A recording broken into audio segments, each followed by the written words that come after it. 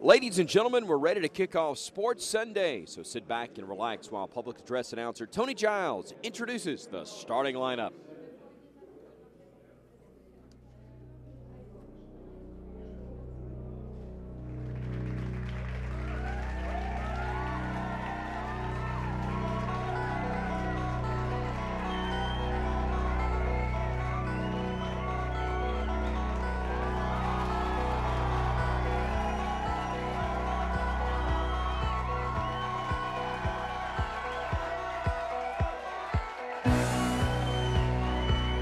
Now, your starting lineup for Sports Sunday.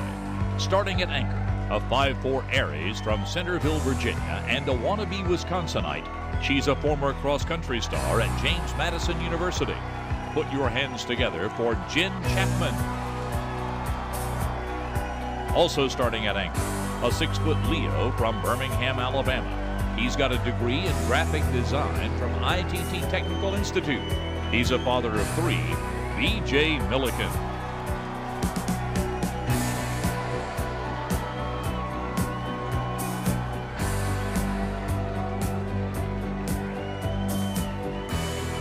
This is Sports Sunday.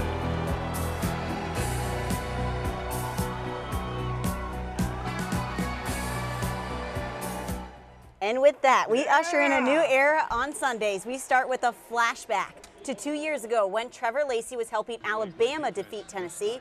But how have things changed? Things changed, Jen. You are absolutely right. Fast forward to today. Trevor Lacey still filling up the bucket, but now it's wearing NC State across his chest. He scores 21 points to help the Wolfpack upset previously undefeated and second-ranked Duke. 87-75 was the final. They rushed the court, and oh, by the way, the Wolfpack coached by one Mark Godfrey. That's right. And with that, we say welcome in, everyone, to Sports Sunday, the maiden voyage. We are your co-captains on this journey. I'm B.J. Millican. And I'm Jenn Chapman. And Final Four for Hoops is still a long ways away, but there is now a Final Four in the NFL playoffs. The last 2 divisional games played today. First up, let's head to the frozen tundra. Green Bay and Dallas fighting for an NFC championship ticket to Seattle. The Packers undefeated at home, Cowboys undefeated on the road. Game tied at 7 when Tony Romo finds Terrence Williams, who breaks the tackle, and this is a 38-yard touchdown score. Here you go. Cowboys go up 14-7. This rookie was a superstar for Aaron Rodgers today, 117 yards on 7 catches, including this 46-yard score. Packers take over the lead for the first time since the first quarter. And in the fourth quarter, the Rodgers connection, Aaron moving around, finds Richard in the end zone. His only reception of the day would prove to be the game winner. The Packers now get a rematch against the team they lost to the very first game this season, the Seattle Seahawks. It was exciting this time of year when you're still playing, and it's a great football team. To to be the best, you got to beat the best, and they're defending champs. So it'd be a good opportunity for us.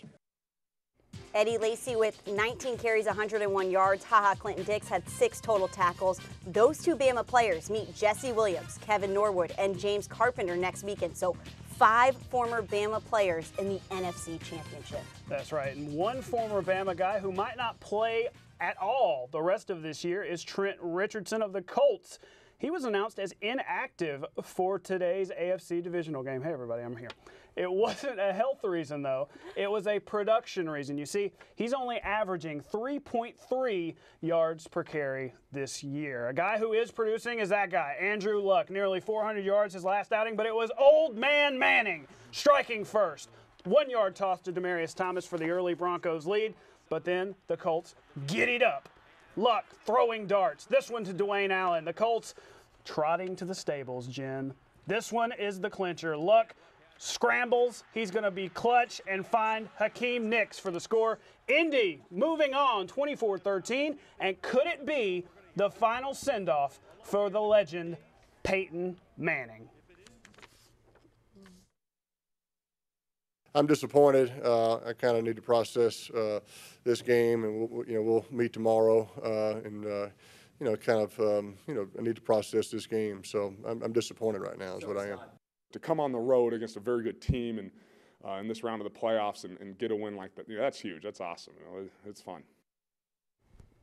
And here's the AFC Championship game. Here's how it looks. Tom Brady and the Pats hosting the Colts. A total of 3 Bama players in this one. Trent Richardson, who's probably not going to play. Josh Chapman for the Colts. And Dante Hightower for the Patriots. Now to some women's college basketball. The Crimson Tide came into this afternoon's game against Ole Miss on a 3-game skid. Could they snap it on the road in Oxford? Ole Miss started off the game with 12 unanswered points. Alabama reels them back in, though, and it's going to be freshman Mayashanti Knight as she drives to the hoop, makes this a 1-point game.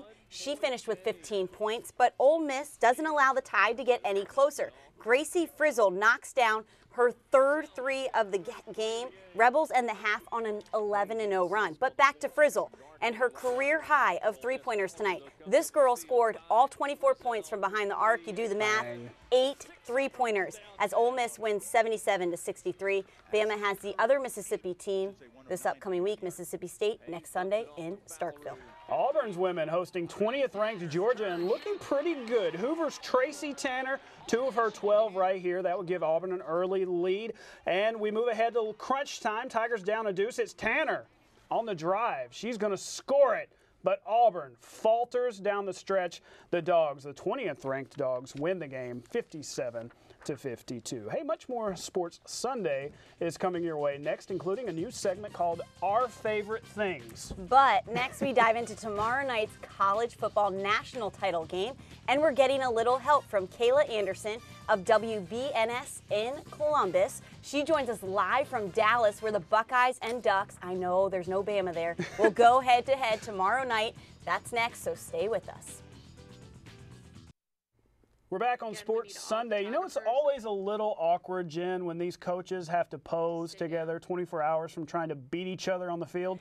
But nonetheless, that's what we do. Urban Meyer, Mark Helfrich doing the honors today in Dallas with the new playoff trophy. And as much as we would have loved covering this big game on Monday, alas, it was Ohio State who won the Sugar Bowl. So the honors went to our friends at WBNS in Columbus. Kayla Anderson joins us now from Dallas. Kayla, how's the Lone Star State treating you?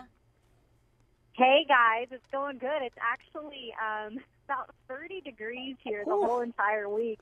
So we did not escape to any vacation from Columbus by any means, but it's going really good, guys. Awesome. Well, hey, Kayla, you know, you've been with this team all year. Do they have one more big game left in them against the Ducks tomorrow night? Yeah, absolutely. You know, I actually got here probably 2 games into the season coming from Arizona, and I kind of saw right away what kind of a team they were. Urban Meyer has done such a great job with this team, just obviously going through the adversity they've gone through. And for me, you know, the big game for them was really Alabama. And I think they have this mentality now that if they could beat Alabama, that they can beat anybody. And I think it's just all or nothing right now. So, yeah, there's a lot of belief in this team. There's a lot of belief in themselves. And I think that they're definitely going to come out on the upper hand of things.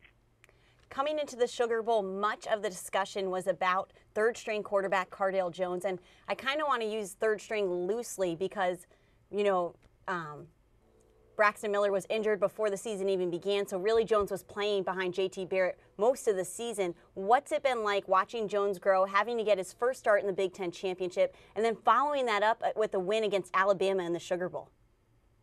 Yeah, I think it's been pretty phenomenal, to tell you the truth.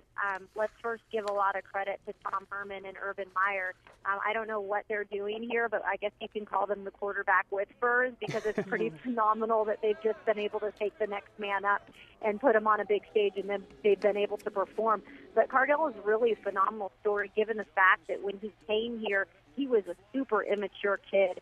I don't know if you guys heard about this, but he did, in his earlier times here, put out a tweet and say, hey, I'm here to play football. What's the point of going to class?